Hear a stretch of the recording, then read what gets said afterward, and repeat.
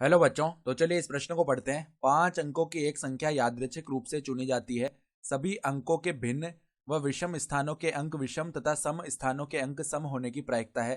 तो यहाँ पर देखो, हमें चारों विकल्पों में से सही विकल्प बताना है। क्या होगा? तो प्रश्न में आगे बढ़ने से पहले इस प्रश्न से संबंधित जो मुख्य उदाहरण है उसकी हम चर्चा कर लेते हैं। तो यहाँ पे देखो, प्रायिकता का सूत्र जानते हैं हम क्या होता है। प्रायिकता बराबर अनुकूल परिणामों की संख्या, अनुकूल परिणामों की संख्या बट्टा में क्या आता है, कुल परिणामों की संख्या। कुल परिणामों की संख्या, ठीक है, ये होती है प्रायिकता। तो अब देखो, सबसे पहले हमें क्या बोला गया है। तो अब देखो, यहां से हमारे पास अंक कौन कौन से हो जाएंगे। 0, 1, 2, 3, 4, 5, 6, 7, 8, 9। ठीक है। तो अब देखो, 5 अंकों की कुल संख्या क्या हो जाएंगी। 5 अंकों की कुल संख्याएं यानी कि कुल परिणामों को बताएंगे ना ये। तो एक बार तो देखो, हम कोई प्रतिबंध नहीं लगा रहे, केवल 5 अंकों की कुल संख्याएं देख लेते हैं।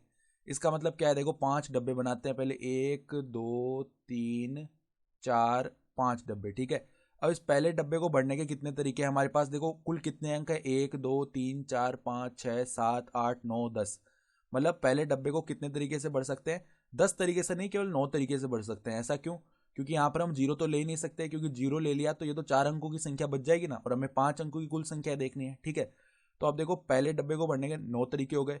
अब देखो, हमने जो यहाँ पे भर दिया वो हम सबसे पहले पूरे परिणाम देख रहे हैं, ठीक है। तो यहाँ पे हमने कोई भी प्रतिबंध नहीं लगाया, यानी दूसरे डब्बे को भरने के हमारे पास कुल 10 तरीके होंगे।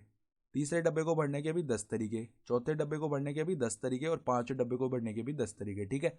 तो कुल जो संख्या है वो क्या हो जाएगी, 9 × 10 × 10 × 10 × 10, ठीक है। फिर देखो, हमारे पास अनुकूल परिणामों की संख्या क्या आएगी। अनुकूल अनुकूल परिणामों की संख्या,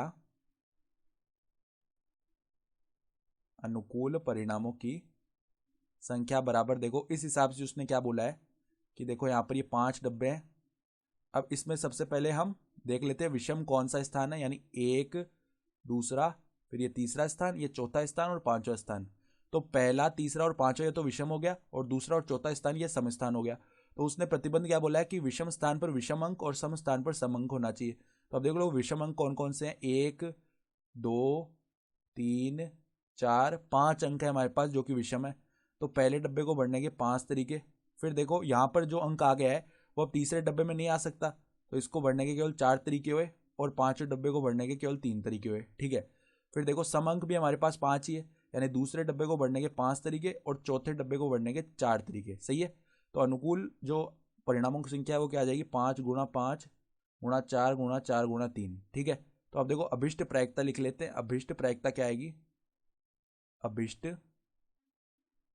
प्रायिकता बराबर में देखो, अनुकूल परिणामों की संख्या क्या है, 5 × 5 × 4 × 4 × 3, और बट्टा में देखो जो कुल संख्याएं हैं 5 अंकों की वो कितनी है, 9 × 10 × 10 × 10 × 10, ठीक है।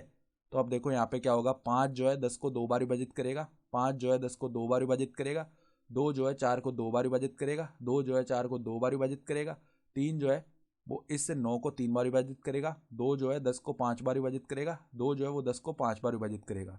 तो क्या बच गया, 1/3 × 5 × 5, तो 3 पंजे 15 और 15 पंचे 75 हो गया, यानी 1/75 हमारी अभिष्ट प्रायिकता आएगी। यानी अगर विकल्प देखें तो विकल्प जो डी है वो हमारा सही विकल्प आ रहा है, ठीक है। तो आशा करता हूँ कि आपको ये प्रश्न समझ में आया होगा। धन्यवाद।